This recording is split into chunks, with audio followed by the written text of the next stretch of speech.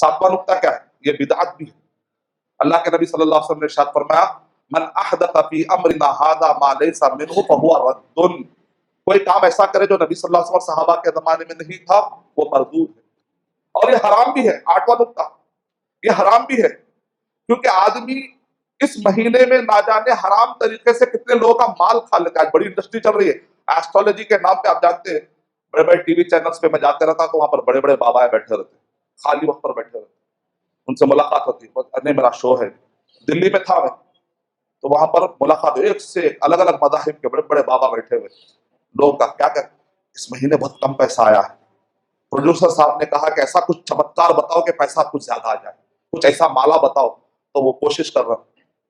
कहने मतलब है कि एक बहुत बड़ी इंडस्ट्री चल रही है, पैसा कमा रहे, हराम हराम तरीके से लोगों का पैसा किसी का आप लगा रहे हैं या किसी को लेकर जा रहे हैं। और सोसाइटी में ऐसे कई खवातीन घूम रहे हैं एजेंट बनकर, डराते हैं।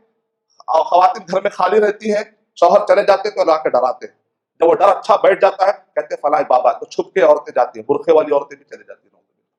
ये गलत है, ये हराम कारियां है, इसमें बेपर्दगी वाले बहुत सारे काम हो जाते हैं।